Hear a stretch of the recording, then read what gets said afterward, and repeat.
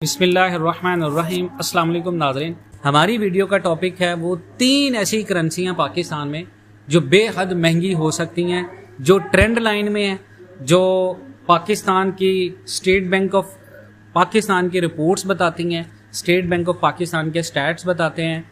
उसके साथ साथ इंटरनेशनल जो रेटिंग एजेंसीज हैं जैसे फिच रेटिंग एजेंसी है, उसके साथ मोडीज है, उसके साथ ब्लूमबर्ग है, उसके साथ फॉर्बेस है, इनकी तमाम तर स्टैट्स और इनकी तमाम तर जो प्रेडिक्शंस हैं और वर्ल्ड बैंक की जो प्रेडिक्शंस हैं, IMF के जो इस वक्त रिव्यूज चल रहे हैं पूरी दुनिया में, उसके अकॉर्डिंग पाकिस्तान के अंदर 3 ऐसी करेंसियाँ जो पाकिस्तान में बेहद महंगी हो सकती हैं। ये एस्टिमेटेड एक प्रेडिक्शन है स्टैट्स की बेस के ऊपर कि अगर इन 3 करेंसीज की बात करें तो ये पाकिस्तान के अंदर दिसंबर तक पाकिस्तान के अंदर महंगी होंगी, जिनके राइट नाउ जो रेट्स हैं वो पाकिस्तान के अंदर स्टेबल हैं, लेकिन दिसंबर तक अगर आपकी इन्वेस्टमेंट इन 3 करेंसीज के अंदर होती है तो आपको एक अच्छा गेन मिल सकता है। यानी आपकी जो टोटल कैश होगी वो पाकिस्तानी रुपीज़ में अगर रहेगी तो वो डीवैल्यूएशन की तरफ जाएगी, लेकिन अगर आप उसको सर्कुलेट करके बिजनेस में ले आते हैं पाकिस्तान में,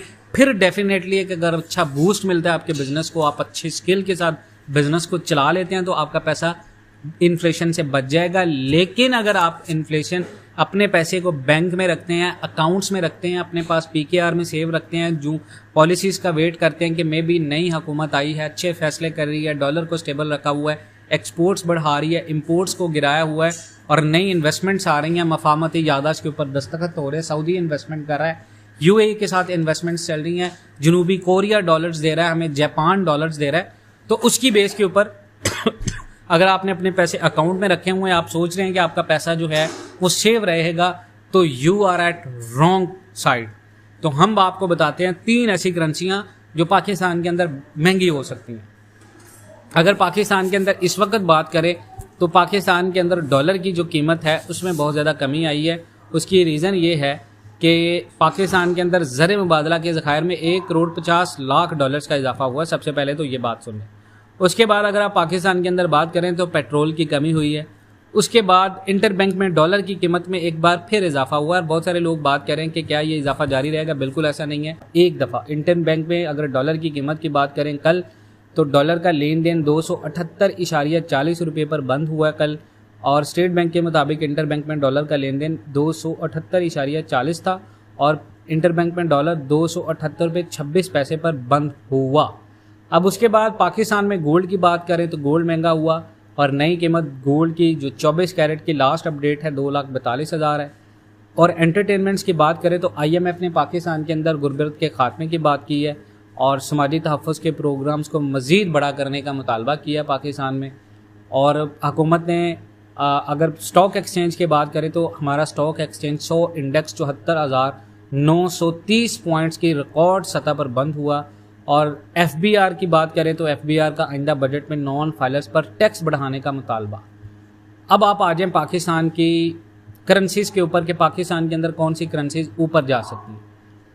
देखें जी, पाकिस्तान के अंदर इस वक्त हमें जून और जुलाई के महीने तक करीबन पाकिस्तान को $15 बिलियन वापस करने हैं। हमारे जो अभी स्टेट बैंक के फॉरेन रिजर्व हैं वो $9 अरब से ज़्यादा है।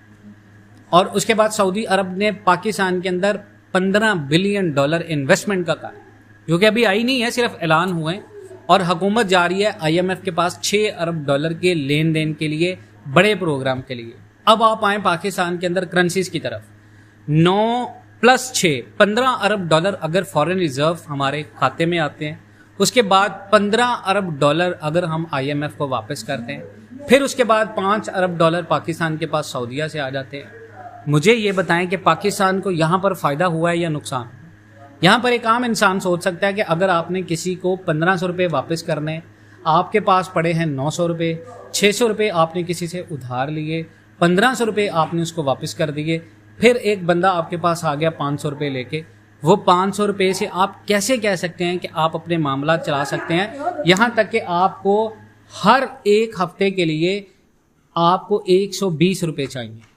तो आप याद करें 120 को अगर आप मल्टीप्लाई करें 12 के साथ तो पाकिस्तान के अंदर ये कितनी अमाउंट बनती है। तो हम करेंसीज की तरफ आते हैं, ये सिर्फ आपको समझाने का एक तरीका था।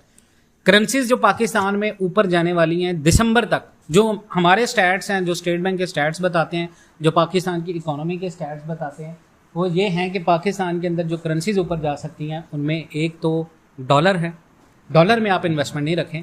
दूसरी करेंसी जो पाकिस्तान में बहुत ज़्यादा ऊपर जाएगी वो है यूरो। तीसरी करेंसी है पाकिस्तान के अंदर, उनमें मल्टीपल करेंसी हैं, एक पाउंड, उसके बाद सऊदी रियाल। ये वो करेंसीज हैं, अगर आपके अकाउंट में 20 लाख रुपए पड़े हैं, 20 लाख रुपए को आप कन्वर्ट कर लें यूरो में, 20 लाख रुपए को कन्वर्ट कर लें पाउंड में, 20 लाख रुपए को कन्वर्ट कर लें सऊदी रियाल में, और 20 लाख रुपए को कन्वर्ट कर लें आप ब्रिटिश पाउंड में, तो मैं आपको ये गारंटी के साथ कहता हूँ दिसंबर तक आपका 20 लाख रुपए करीबन 26 लाख रुपए बना होगा।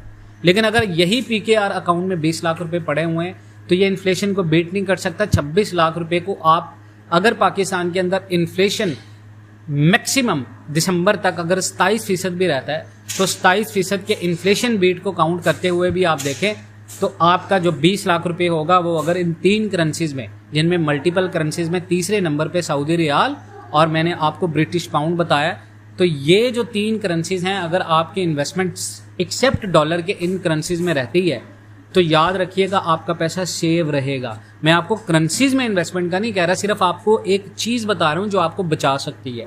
लेकिन आपको इन्वेस्टमेंट कब करना है, वो तब करना है अभी इन करेंसीज को स्टेबल किया हुआ है। आपने क्या करना है कि जून बजट तक इंतजार करना है। जून बजट के बाद आपने देखना है कि पाकिस्तान जून बजट है वो किन चीज़ों के ऊपर बेस करता है। उससे आपको आइडिया हो जाएगा पाकिस्तान की अगले साल की ग्रोथ का, कि हमारा मुल्क और हमारी इकोनॉमी अगले साल किस ग्रोथ में रहेगी। पाकिस्तान के अंदर कंस्ट्रक्शन मटेरियल कहाँ पर रहेगा, हमारी करेंसीज को बेहतर करने के लिए जो हुकूमत एक्सपोर्ट्स बेस्ड पॉलिसीज बनाएगी वो किस हद तक मुअस्सर होंगी, उनसे आपको तमाम तर चीज़ों का आइडिया हो जाएगा। बल्कि हम एक डिटेल वीडियो भी बना देंगे बजट के बाद कि पाकिस्तान के अंदर अब अगले साल में क्या बेहतर रहेगा। तो इंशाल्लाह ये प्रिडिक्शंस होती हैं, ये बेसिकली स्टैट्स के बेस के ऊपर होती हैं। खुदारा नाउज बिल्ला ऐसी कोई बात नहीं है कि हम खुदा को चैलेंज कर रहे हैं या कोई अहादीस की रोशनी में हम आपको चीज़ें बता रहे हैं। नाउज बिल्ला ऐसी बिल्कुल बात नहीं है। स्टैट्स गलत भी हो सकते हैं, लेकिन अभी तक जो स्टैट्स हैं, जो चीज़ें हैं, वो प्रिडिक्टिवली मूडीज़ की और उसके साथ ब्रोकरेज एसोसिएशन की और फिच रेटिंग एजेंसी की और ब्लूमबर्ग की, वर्ल्ड बैंक और IMF की स्टैट्स की बेस के ऊपर जो चीज़ें हैं वो 90% एग्जैक्ट एज बिल्कुल होती हैं। चाहे हुकूमत ने अभी डॉलर को स्टेबल किया, हमने गोल्ड का जून में कहा था आपको गोल्ड महंगा होगा, जून से पहले अप्रैल मई में गोल्ड महंगा होना स्टार्ट हो गया, क्योंकि वो इंटरनेशनली गोल्ड की मार्केट होती है जिसको पाकिस्तान की हुकूमत कंट्रोल नहीं कर सकती। हाँ, फॉरेन रिजर्व और अपनी करेंसी को कंट्रोल करने का हुकूमत को हक हासिल होता है, जो हुकूमत बेहतरीन पेश कर रही है और हुकूमत उसको स्टेबल करके रखा हुआ है डॉलर को 278.40 पे। लेकिन उसका सबूत हमें चाहिए रिफॉर्म्स के साथ, उसका सबूत हमें चाहिए एक्सपोर्ट पॉलिसीज़ के साथ, उसका सबूत हमें चाहिए एक कॉमन मैन जो पाकिस्तान के अंदर है उसकी जुड़ी ज़िंदगी की तमाम तर बेसिक ज़रूरियात के साथ, कि वो ज़रूरियात ज़िंदगी अगर सस्ती हो रही हैं, आपको गाड़ी मिल रही है सुजुकी ऑल्टो 15 लाख रुपए में 27 लाख से 15 लाख रुपए पर आ जाए, हम तब मानेंगे पाकिस्तान की हुकूमत ने डॉलर को बेहतरीन तरीके से कायम। पाकिस्तान के अंदर रियल एस्टेट के ऊपर अगर आप देखें तो पाकिस्तान में रियल एस्टेट एक आम इंसान की पहुंच में आ जाए, फिर हम बात करेंगे हमारी हुकूमत ने तमाम तर चीज़ों को सस्ता कर दिया है। टमाटर, प्याज, आलू, गोभी, इन तमाम तर चीज़ों को सस्ता करने से पाकिस्तान की तरक्की का राज पता नहीं चलेगा। बाकी इंशाल्लाह मिलते हैं नेक्स्ट वीडियोज़ में। अपना बहुत सारा ख्याल रखिएगा, कमेंट सेक्शन में अपनी राय का इजहार ज़रूर कीजिएगा। अपना बहुत सारा ख्याल रखें। इंशाल्लाह पाकिस्तान जिंदाबाद। अल्लाह हाफिज़।